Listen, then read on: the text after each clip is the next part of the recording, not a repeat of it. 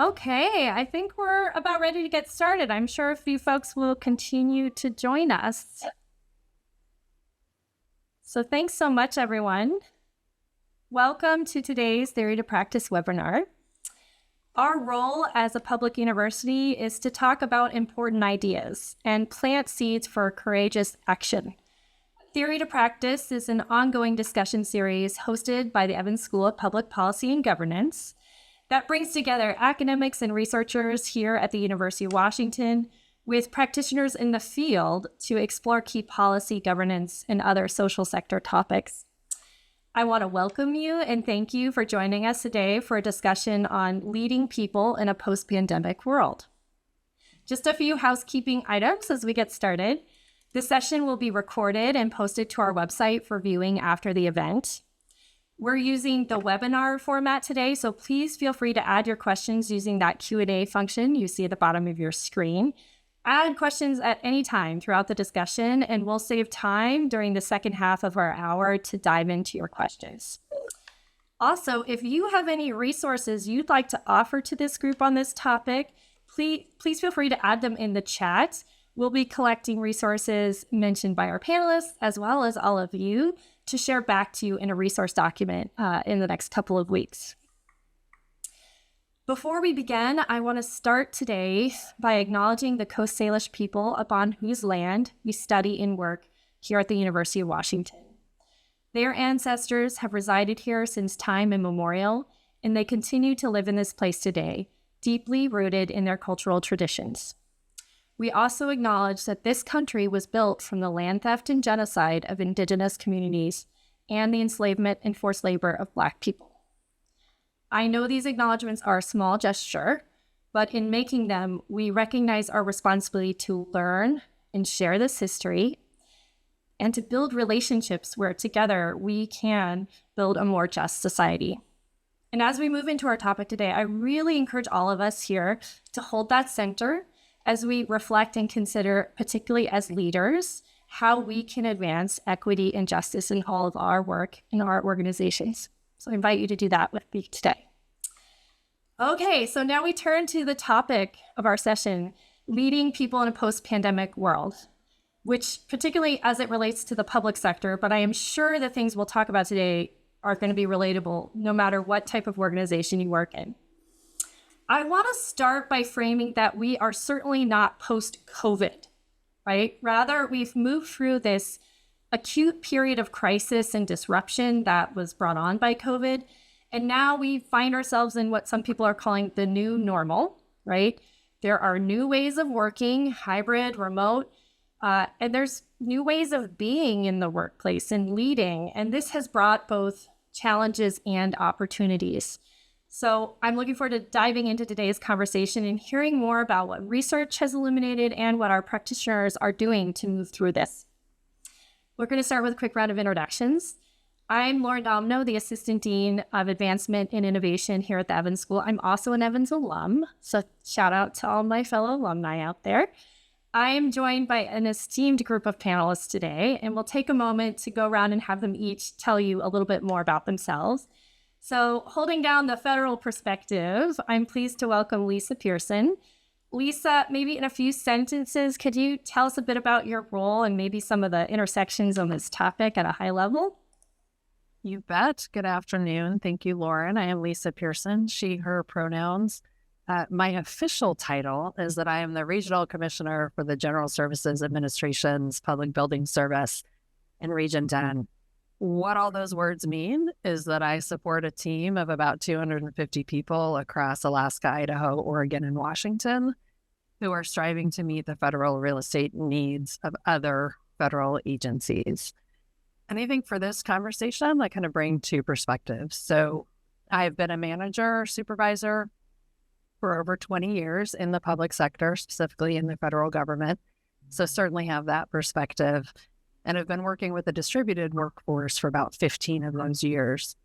I think the other perspective that I bring in my current position is I also get that opportunity to really observe some of the very real challenges that our tenants experience as well, and kind of balancing how we support people and how we create space for the mission that we have to deliver and the services that we have to provide. So really looking forward to the conversation.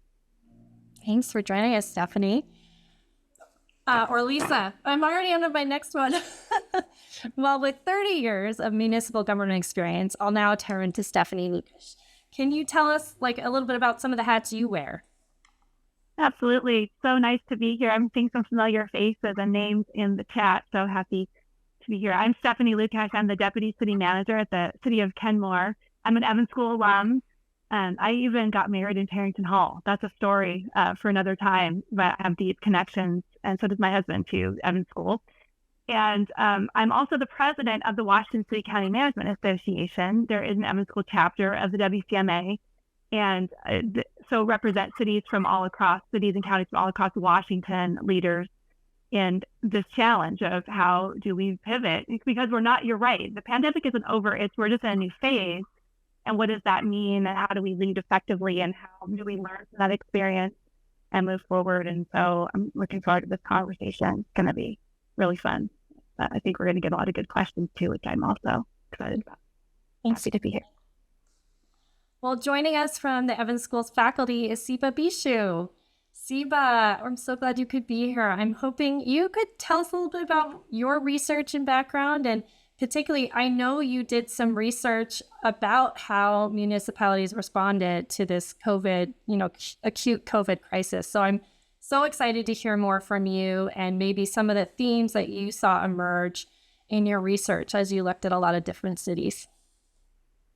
Thank you, Lauren, and my fellow panelists here, and welcome to everyone who is joining us this afternoon. Siba Bishu, I'm an assistant professor here at the Evans School of Public Policy and Governance. I've been here, this is my third year at the Evans School, and I love it. So maybe just a quick introduction of my research. I'm a public management scholar, and my scholarship kind of lies at the intersection of organizational or managerial behavior and equity. And I'm very much so interested in studying how mega events like COVID or the social unrest during the 2020 following George Floyd's death impacted managerial response to this crisis, but also how it also impacted employees in organizations and the public themselves. So, and I'm very excited to speak a little bit about some of the findings and the themes I'm observing from some of this research. Okay.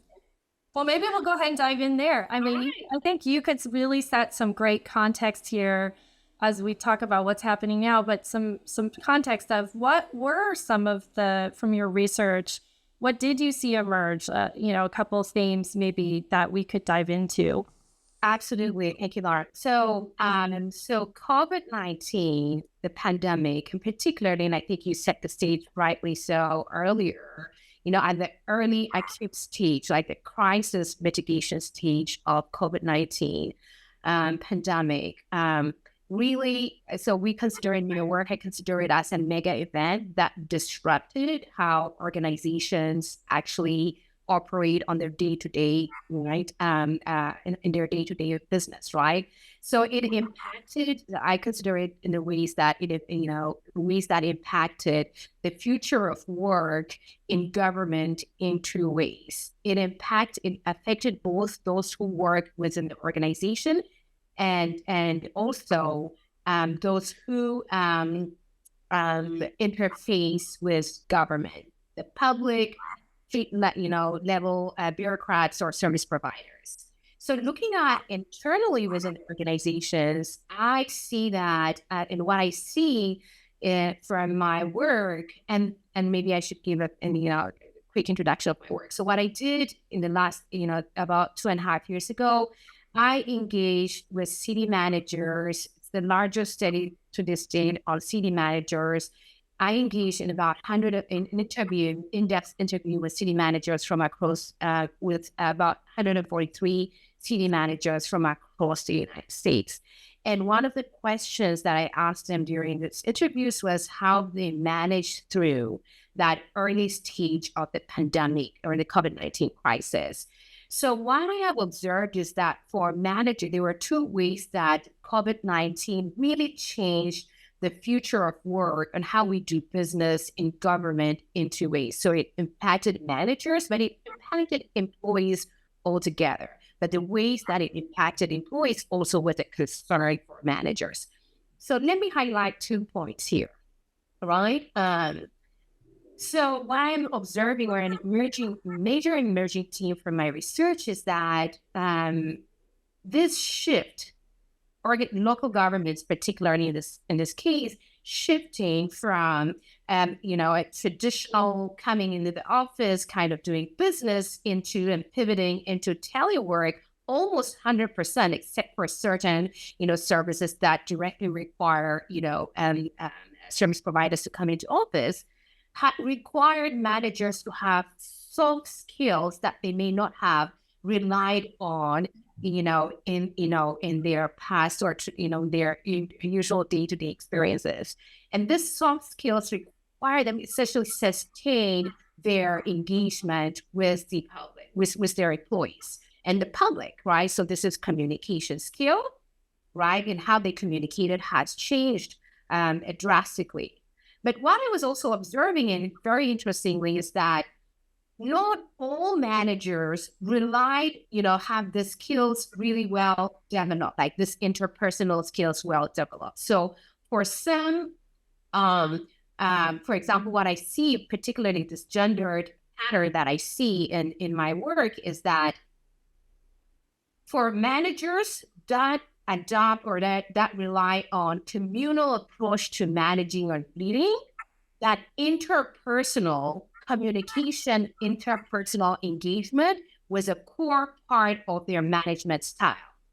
And that often happens to be how women in manager and leadership role lead their organizations. So that essentially disrupted their management, how they know how to manage. So building a sense of community, right, gauging the tempo of their employees or the organization became a different story.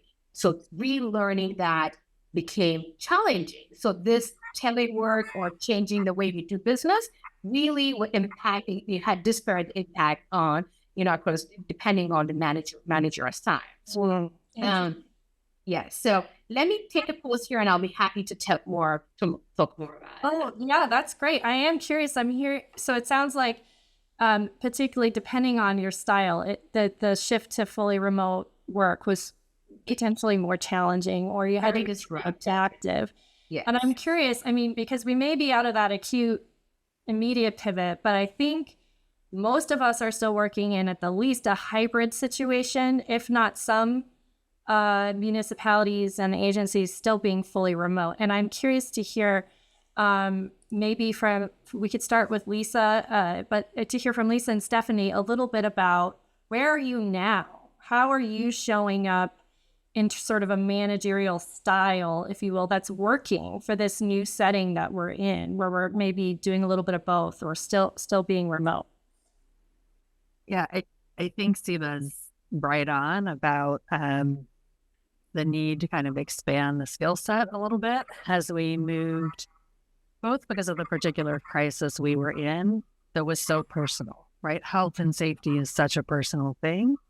But also the ways in which we were managing staff, where you weren't right next to them, you were on a screen, you were communicating in a really different way. And I do think what has traditionally maybe been gendered as a more feminine approach in terms of empathy and how we leverage empathy in our engagement with our teams became much more important. And I think good leaders adapted that and brought that in as something that they understood they needed to do well, or even do better at, right? How did we really meet people where they were? We talked a lot in the crisis moment, but even now, we talk a lot more now about what we call space and grace, for people to bring themselves to the job, to share their challenges, and to try to understand how we can meet them and help them. I think the other thing that we were very conscious about as we returned people to the office were some equity issues around access to others. So what did it look like now? Everybody likely wasn't going to all be in the office together at the same time because we did so much more telework. We only require people to be in 1 day a week. And so what did that kind of look like from an equity perspective? I was personally informed by an article I read in Harvard Business Review that the idea of free choice for people, I pick the day I come in, isn't really free for some people. Folks who have childcare responsibilities or elder care responsibilities have a schedule in their personal life that they have to stick to and maybe aren't as agile about, oh, my boss is going to be in, I'll go in that day too. Well, not if you've already got these things kind of structured. So we made very specific decisions about which teams needed to come in to collaborate together, like would have the most advantage to being together, so that they could structure it in a way that they still had complete access. And then as leaders, my strategic leadership team, we come in both days so that there's never a sense that, well, Lisa wasn't here the day I was here, or that other director wasn't there. We're here any day that staff are here. So those are just a couple of things I think that we've observed and been trying to leverage in the new normal, right? What does it look like now? But I know Stephanie has a lot too from her seat. Yeah, I'm curious, Stephanie, from your direct seat, but also imagine the chatter that happens across city managers and people doing this across the state too. I'm curious to hear what have you observed? Yeah, I think a lot of what Lisa said is really true. The old playbook doesn't work anymore in this post-pandemic or this new normal that we're in, right? And so figuring out I think that there's been some silver linings.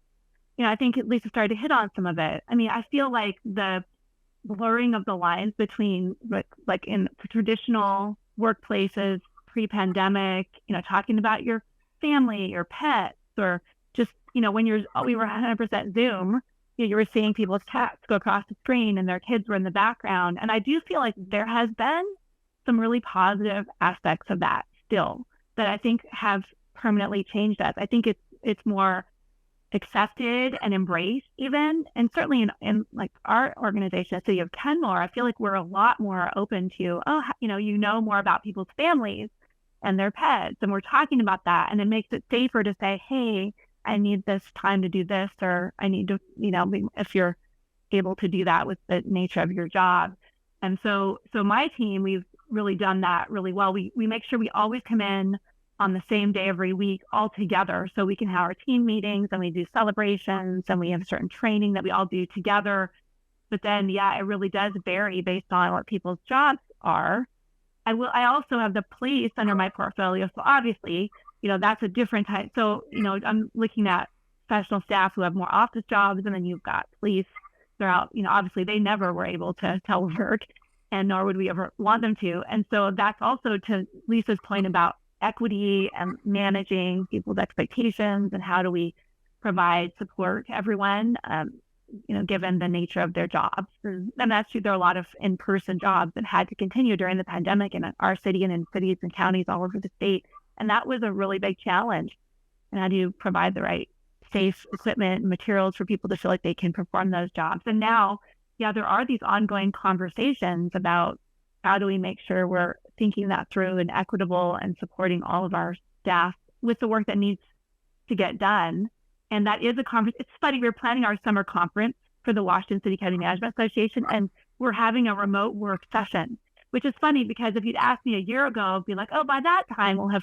No, it's still an ongoing conversation, and there are still new learnings that we're having, and there's still conversations that people need to have. And I think you do sometimes face some old school thinking in a current environment, and how do you manage that too?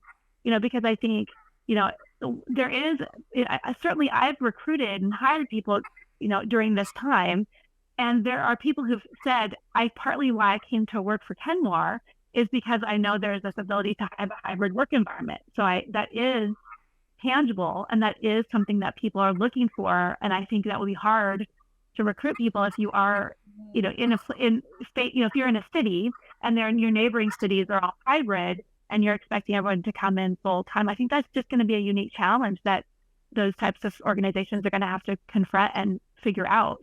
Is that really something that, is it true that none of this work can be done hybrid, or, have a day at home, or depending on what the work is. So I think there are some of those equity issues. And I also know we have a climate action plan. And one of the tenets of that, with all the carbon emissions, like state having, and just the work quality of life, work-life balance of people, because not everybody lives super close, to your workplace. So if you're having to commute an hour or more and you're saving having to do that even one day a week, that has a positive impact on a person's life and their family. And so that's something else that we're thinking about. And literally in our climate action plan, our carbon emissions are reduced, or assuming there will be hybrid work in the future in our organization at different levels.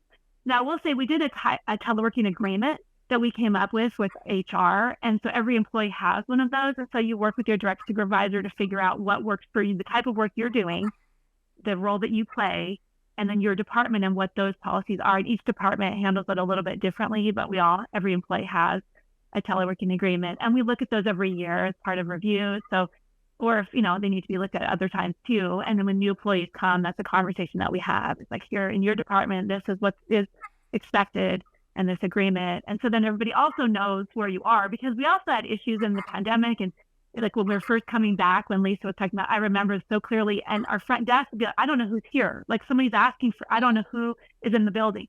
So we've had to work through some of those logistical issues too, so that people who need to know where you are, know where you are. Are you in person? Are you virtual? So that if you're someone at the front counter looking for you, they know what to expect, or they know how to reach you. So that's been a real issue that we're still kind of working through some of that, and calendaring and how to make sure people are informing each other about where they are. It's not perfect. It still feels like we're, learning as we go. But I feel like this idea of understanding that we have to flex and think differently about it is really key to retaining really good employees in this environment. It's being able to be flexible and to have open conversations about, what people need and what work can get done and how. Yeah, I definitely. Oh, go ahead, Lisa. I want to tag on one thing, because I think what Stephanie said is really important. One of the nuggets in there that I think about a lot when we talk about equity and some of these other issues. Someone on the phone who's been in the armed forces will correct me if I get this wrong, but I think it's the Army who speaks to mission first, people always.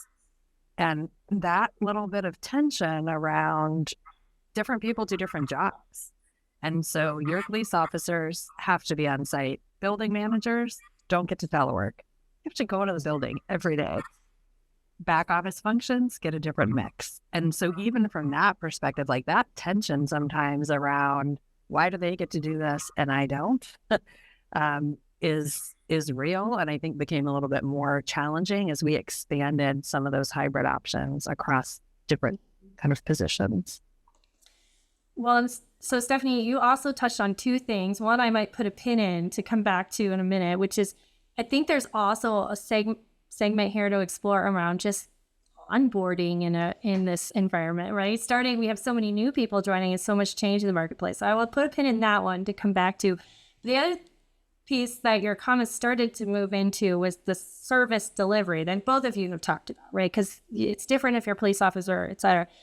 And that, I think, might bring us back to Siva a bit to give some framing on this other theme she had shared when we connected earlier, which is around not just like you said, not just the internal organization and the shift in function, but how the public organization has shifted its service delivery to community, how community engages or the public engages with services. And I'm wondering, maybe we'll come back to you, Siva, for some more context on that piece, and then hear what we're seeing on the ground as well.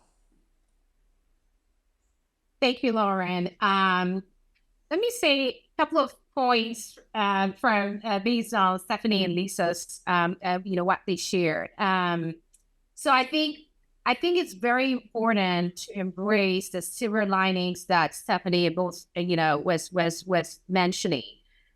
There's, I think, just the way AI is changing the way we do business, the way technology is changing the way we do business.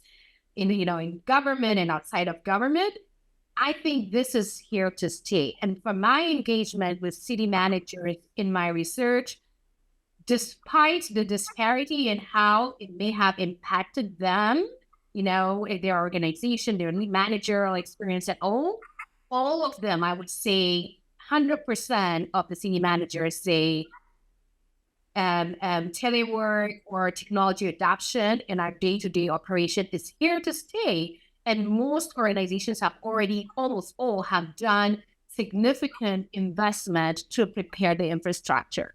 So it's going forward. So I think considering the silver lining and figuring out ways to build the human capital, the workforce, the managerial skills to really tease out this equity implications or this trade-offs between efficiency, effectiveness, and equity will have to be explored. So I think we're here to stay and we're moving forward. It's here to stay and we're moving forward.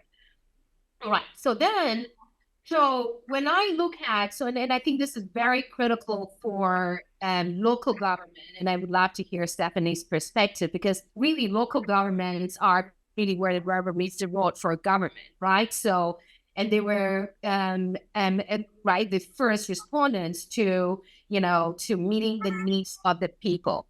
So what I see from my research and also the larger, digital divide, this thinking or conceptual philosophy, we've always known it, but what COVID has done is really exacerbating it. And what I see from my research is that not all municipal governments or not all local governments were prepared or had the resources to do this quick pivot, right? So there was really a heavy cost, right? Like high cost for local governments that did not have the infrastructure built to move quickly, right? To do the pivot quickly.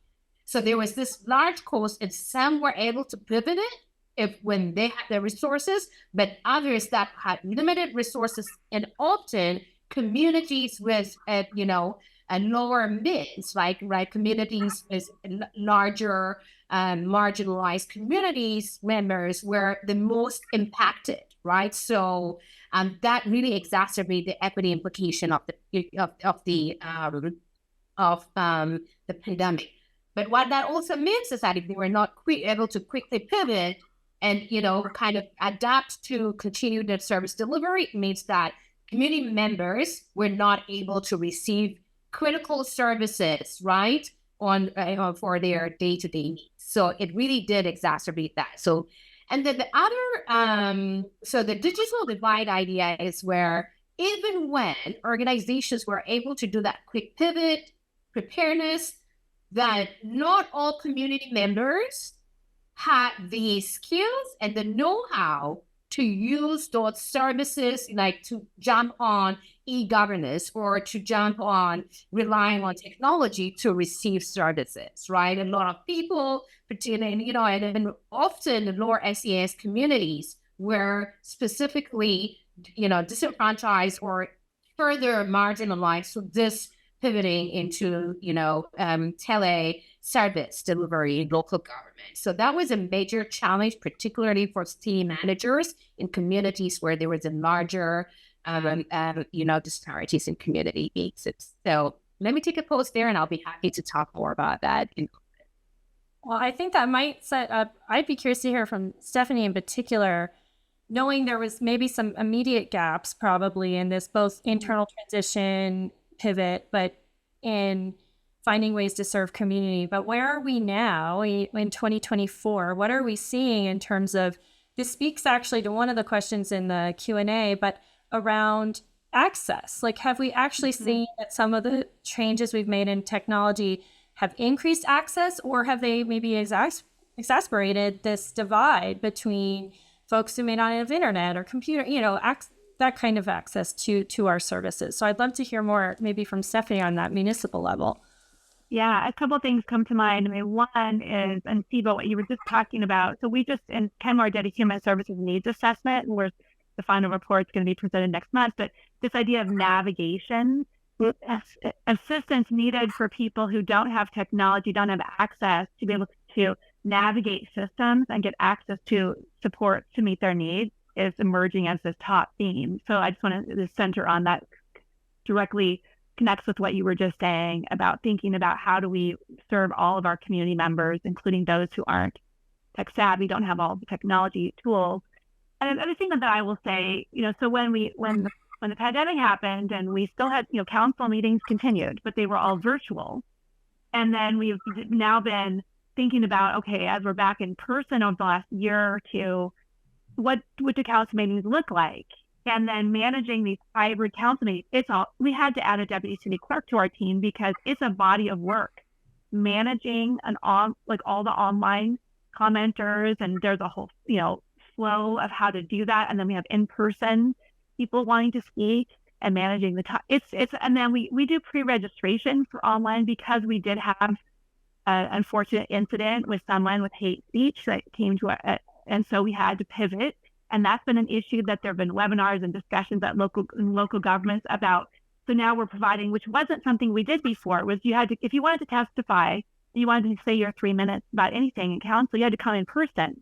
And we like the idea. It's definitely more equitable to allow for online opportunities for public comment, but also there are occasionally bad actors, like we saw and other cities have seen, who come and then take advantage of that. And so now we have a pre-registration. So we're trying to minimize the chances of having something like that happen again because it was terrible. Nobody wants that. And so it's a balance of figuring out there's a body of work around pre-registration and managing that whole piece, and then having the in-person and virtual experiences being really positive for everyone, and knowing that we do need to make sure that our city hall it's a public space, it's open, we want people to come, and also know that for not everyone can you come. And we do feel like we get better participation. I think overall, we would say we're getting more input and better participation having the hybrid option at council meetings, which is a really important part of city governance, is having these meetings. And I would think that in the counties, it's the same thing, but I hear a lot more from city governments. But it's an infrastructure and it's expensive. So there's been investments that have been had to be made. And then just things you didn't think about before, like sound systems and just how do you hear when you're online.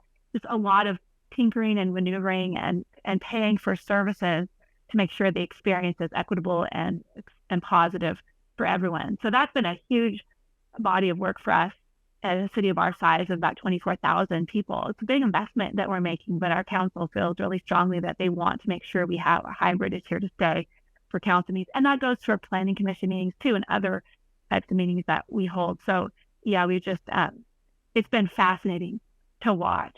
And I know that's been a challenge across the state. Every council has struggled with this, and it's a budget item as well. I'm curious, like in your role too, in a networked way, have there been good sharing of resources across, different cities and counties, and that they say, why not? We don't each have to reinvent the wheel here. Here's a tool or format for running a hybrid meeting we found helpful. I'm just curious, because it's like, again, we sometimes operate in these small silos, but we're often dealing with the same issues. And maybe you could just briefly speak to that. Of course. That's a whole, and that's part of why we're like, let's bring this topic back to our summer conference, because we know we need to unpack this more, but we do. And I feel like what's been really great is in the city management profession, we have regions around our state, and the regional groups meet, like the King County managers, we meet every month.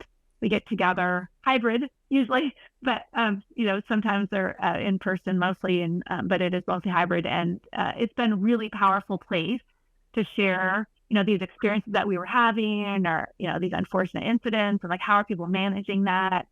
And we just had a meeting last week. We were talking about First Amendment audits, where people are coming and into city halls or to city spaces or county public spaces and recording. And of course, that's free speech. And then how do you make sure staff are trained to know what to do in that situation? So these are new things that I don't think don't remember seeing that sort of thing happening before the pandemic, not in the same way that we see now, just more sophistication.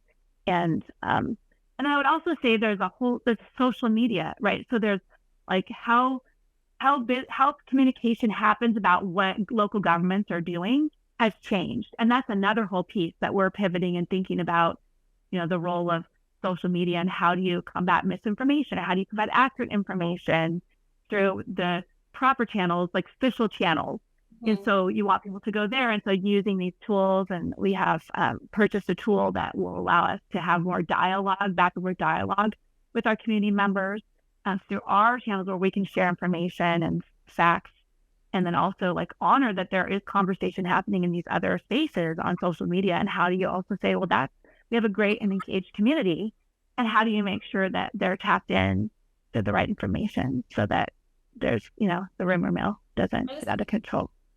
I wanted to call attention that we had a couple comments in the chat just echoing that including virtual testimony has been a really valuable in terms of increasing access as an advocate. So just to flag, I think some folks, other practitioners out there from our audience today are echoing that they've also felt like that has really opened up their access to being more involved. And so I'm also seeing some other things around the art and science of records management and things like that. So maybe I'll put a pin in that to come back to. But I'm just curious about, I would encourage everybody, get your questions in. We still have, some time for questions, but I wanted to hear, Lisa, was there anything you wanted to add to this, kind of what you've seen in the shift of how services have been delivered to our communities? Or, I know you're in charge of like literal space. That's a big part of what you do, is the actual building space. And how have you thought about buildings and people accessing things in person, et cetera? Stephanie said hybrid is here to stay. And I think that is one of the most important things, and in some ways one of the most challenging. It is not an either or. It is not, do we offer everything online or do we offer in person? It's figuring out the right balance and understanding who you're serving, because some of those folks are not digital, that digital is not where they can be met, right? They can't navigate it, they don't have access to it, and they still need those in-person services. Or you have folks who in-person is the more challenging methodology and it is more advantageous for them. So it is both. And I think what I see in terms of space usage is figuring that out, like what is the balance, looking at who do I serve and what am I trying to provide, and what is the right space to do that, right? What is, whether that's location or the type of space, it's how we use space. And that's from that kind of delivering services to external folks. Federal government, there's a lot of back office work that happens as well, and navigating that. What space do you need to make that work happen effectively and efficiently to continue to deliver on mission? Is there collaboration space? Folks are kind of doing heads down work at home. And again, what is the balance? What are those advantages of bringing people together? How often? How do you build community in a virtual world? Right? It's really that kind of tension space. But I think that piece about hybrid is here to stay. It is not a, we go all digital or we go all in person. It is absolutely, how do we serve both at the same time? And how do you navigate that? I'm wondering too, there's a few questions that have come up that I think, and also to speak to this onboarding piece that I mentioned earlier, that are really about how we're supporting our staff and employees, how we continue to do that. So to weave together a few questions, and maybe we can pick at different pieces of it. So I think there's, how are you onboarding and welcoming in a different environment where you're just, you're not sitting desk side with them every day to get them onboarded. So how has making sure folks enter an organization and are set up for success early, if and how you've seen that change, or tips there, as well as supporting ongoing professional development and networking, right? We're not all together around the water. We don't have those opportunities, maybe as many opportunities for those more casual relationship building within an organization, because we're not all together on all days. And then I think someone had a specific question in the chat too, or in the Q&A, around also just the technology to operate remotely.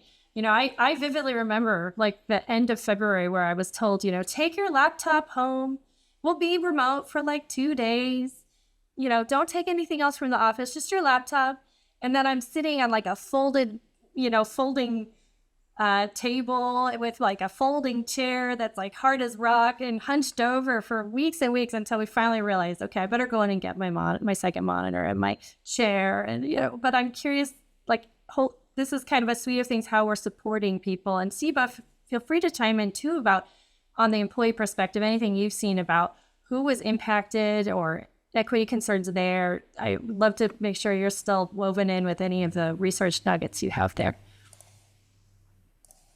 So that's a lot. I don't know who wants to start. It is a lot. I'm going to jump in on the development piece because that's, Stephanie brought up silver linings. I think the development piece is a huge silver lining, and I'll give a kind of concrete example. There is the Seattle Federal Executive Board sponsors a 2-year leadership development program called the Associates Program. We get folks who are kind of early in their career or developing leaders from across different agencies in the Puget Sound. And one of the requirements of the program is that they do shadowing of senior leaders and executives. And that used to be you had to find somebody kind of in your area and you went physically and you literally shadowed them for 2 days. Going virtual, I was saying to some of the folks that I was advising, I said, the door is wide open. Now you could write the deputy undersecretary, right? See if you can shadow them virtually. Like that just expanded those opportunities to reach out and connect with people in other locations and still be able to watch them as leaders, still see how they were engaging with staff, because everybody was online. Everybody was doing their meetings that way. There wasn't anything stopping you, right? So I think from a developmental standpoint, I really see this opportunity to reach beyond where we might have previously to find mentors, to find classes, to find those kind of informational interviews, shadowing. It's just so much broader. I think the horizon is a lot bigger than maybe it used to be. And that's been exciting to see. Maybe building off that silver. Oh, you want to go? Oh, okay. So maybe building off Lisa's, server lighting conversation. One thing that I've observed, or what I see, not particularly from my research, but from the broader empirical work that's out there, is that the options. So, research does speak to telework opportunities are not equally accessible. So there's this inequity built into who gets to access telework opportunities. Some of it can be predicted by the type of job a person gets, but others could be also built in by some of the biases that are, they out there. But this normalizing, building telework or this hybrid, a way of working has made teleworking accessible to others who may not have traditionally accessed it. So that is a good thing. Like those that want it and can improve their quality of life can access it. Then the not so silver lining or the downside of it is that, so when I was conducting my research and interviewing city managers, those city managers who have been in office for fewer, few months or a year or two, and particularly first-time city managers, female city managers, or city managers that do not really fit into this status quo. Like what would be, so if you think a city manager, you often think white, male, middle-aged, right? So that is really, so the city manager position is the most essentially of the 3 tiers of government. That's really where women and individuals of non-white individuals are represented.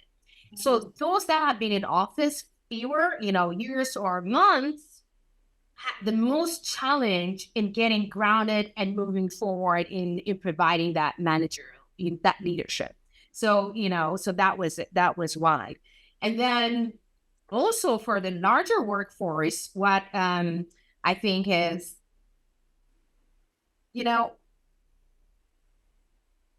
education, the way we educate, the way we train, the way we even conceptualize work itself and service delivery and managing itself has to evolve, right? Like, so this the traditional way of managing and how we've always done it will not work. So those that are quick to pivot, quick to learn, quick to adopt, have the head start.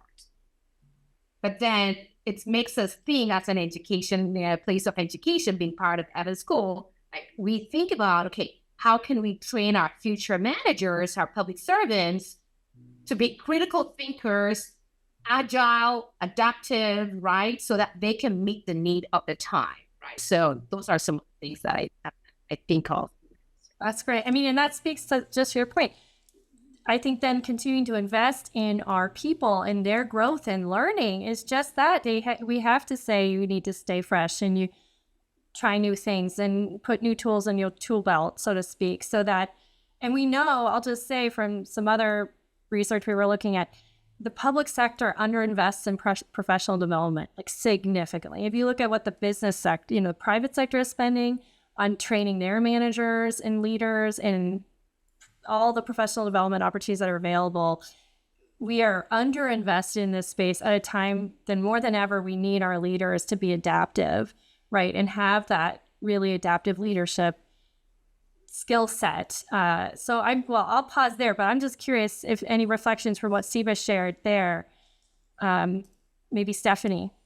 Yeah, I've been thinking about this in the last few minutes as I'm listening to Siba. It just resonates for sure. And one of the things that I've been doing as president of the WCMA is one of my mantras this whole year has been, who are you mentoring? It's literally a conversation I'm having with city managers at all levels in Washington and Oregon, the national conference. Who are you mentoring? Because if you're not intentional about it, then you're not going to budget. You're not going to think about, we have to have a budget for this. We have to plan ahead. If you're just taking it for granted that it's just going to magically happen or people are going to self-advocate, that's absolutely not what we're talking about. And we need to grow the profession. And you're right, Siba, traditionally city managers have been white, male. They're also, a lot of them are retiring. It's a whole thing, a shift is happening.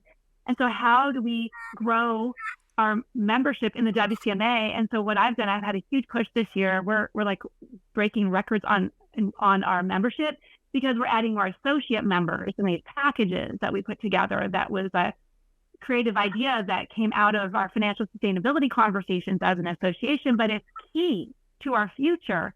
And then I'm saying, who are you mentoring? Which associate member? Who are you mentoring? And then are you bringing them in as an associate member? And are you going to bring them to the conference?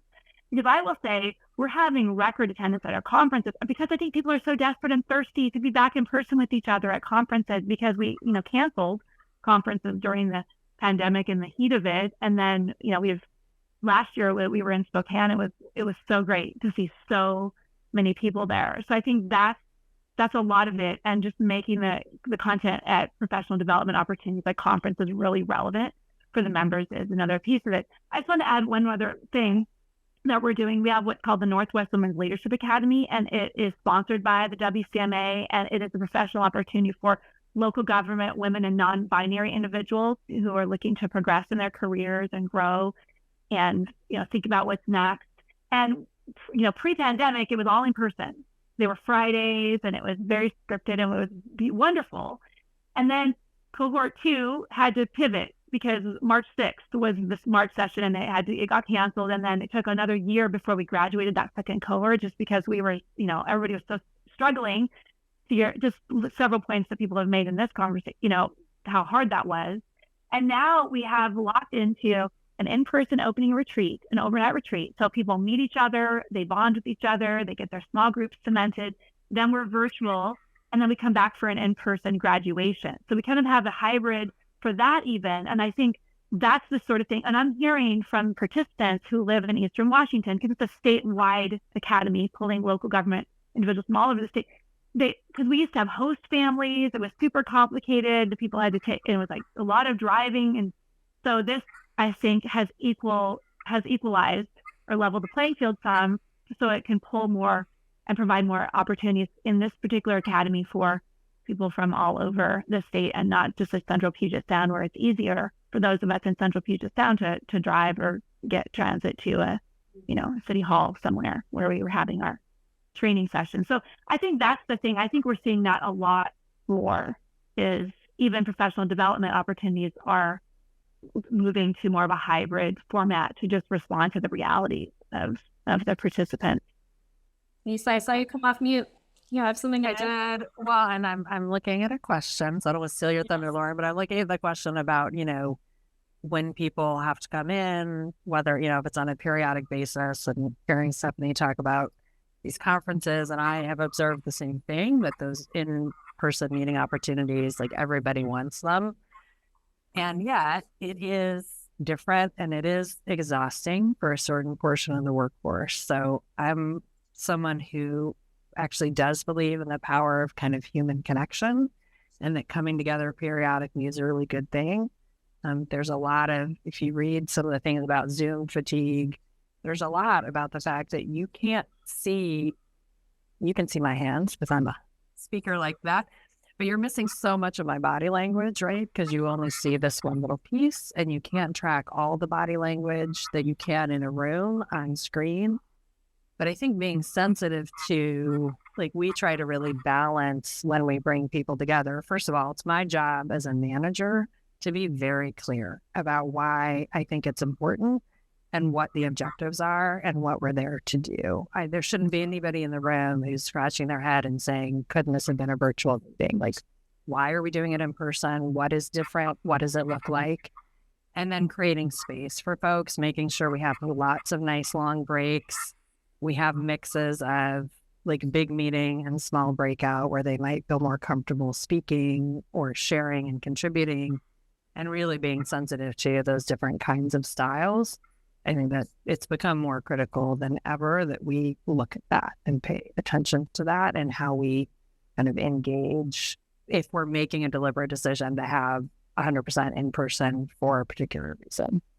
Yeah, I think I'm hearing a lot of intentionality is so important, spending more time on the design end, right? As we're going into something, really being intentional about the design of how we're bringing people together, when we're bringing people, clarity around goals and what we're trying to get out of it, and equity considerations of how we support everyone's participation to the fullest. So that is great. I am so sad we only have a few minutes left today because I think this is such an important topic. But I do want to maybe do a speed round that might help surface some more resources. And I encourage everyone online to put resources in the chat too and answer this question in your own way.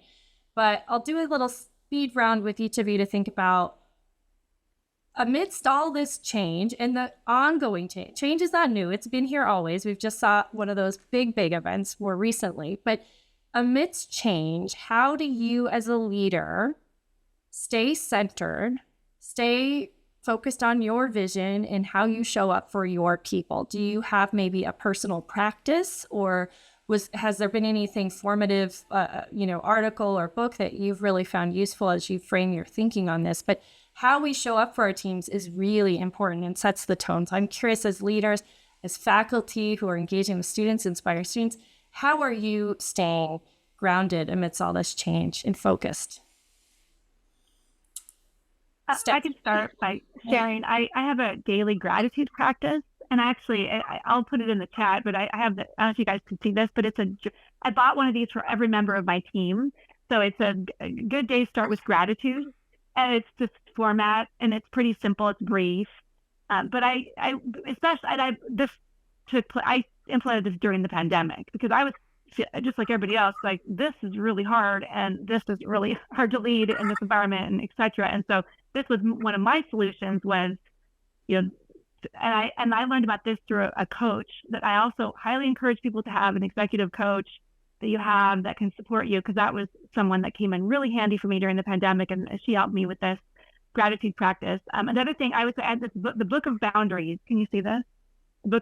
This is a book that someone gave me recently, and I haven't finished it, but it's really good. And it's to the point of what we've been talking about today, thinking about, because the other thing that I think I've realized, this idea of, we're going from Zoom meeting to Zoom meeting to with no breaks in between. And we sometimes we sort of take pride and I'm so busy and I'm back to back to back. You got to also have boundaries and go, that's really not super healthy to do that for 9 hours or 10 hours or however and then you go week upon week. where when we were in person, you would have time to walk to the next conference room, or we don't have that when we're all on Zoom. So this boundaries book, I found it really helpful. I'm not finished with it yet, but just some of the examples that come out of that have been really powerful for me. And I think I want to mention to this group, others might find it useful. Okay. See, Lisa? Just quickly, yes to coaching, by the way. Mentors are great. Coaches push you. Get a coach. A book that is not new, but that I have found continues to help me as a leader, is a book by Daniel Pink called Drive, The Surprising Truth About What Motivates Us. And basically what he says is, if you can kind of get money out of the way, right? Pay people enough that they can take care of their basic needs, and it's not a big issue. Then the three things that really motivate people are mastery, autonomy, and purpose.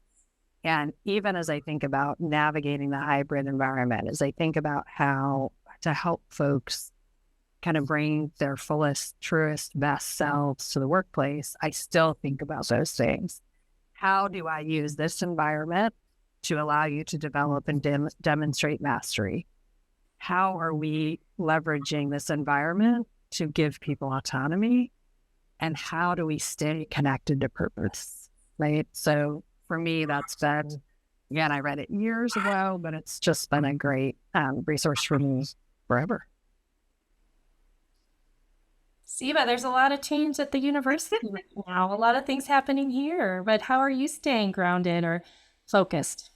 I'm going to tie my response to one of the questions that were put in the chat.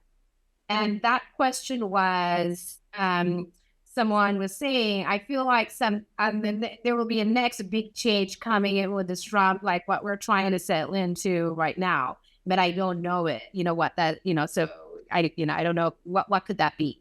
So really, I think as a scholar, as a researcher on this topic, in my opinion, the next big thing is trying to figure out some of the unintended consequences of how we have moved into this new way of doing business, operating, governing. I think that's going to come like this behavioral shift. One of the big things that keeps coming to my mind and I really think about is how does it shift the sense of belonging of employees? Like, because this being removed from this physical space, like Lisa was saying, has really evolved, like what people feel like that sense of ownership over the mission, the organization, the work they do, the community they build. But that could also mean high turnover, people move, right? So it really changes the way we do, like it changes the landscape, the organizational landscape of business. So that really keeps me going. And I think that self-reflection, I don't have a book or any specific material, but I don't think we can do away without really reflecting on the things we do, the way we behave, and the things we institute or institutionalize, and how they can really implicate the work that we do and the communities that we serve. So self-reflection, either through gratitude or other means, I think is enough. And that's also a perfect callback to our charge at the beginning, to really also think particularly about these equity concerns and ramifications and unintended consequences there in our roles. So I have deep gratitude to all of you. We've had such a wonderful hour together. Thank you, Siva, Stephanie, Lisa, for your time. I'll just share briefly, we will share out the recording and the resource doc. That's all coming in the next couple weeks. Stay tuned. I'll also say that we will have some more offerings like this next academic year. We hope you all have a good summer. There's nothing immediately coming up, but we hope you'll join us again. So thank you all. Have a wonderful rest of your day. Hopefully it's sunny where you are, but so appreciate your insights. Thanks, everyone. Farewell. Thanks, everyone.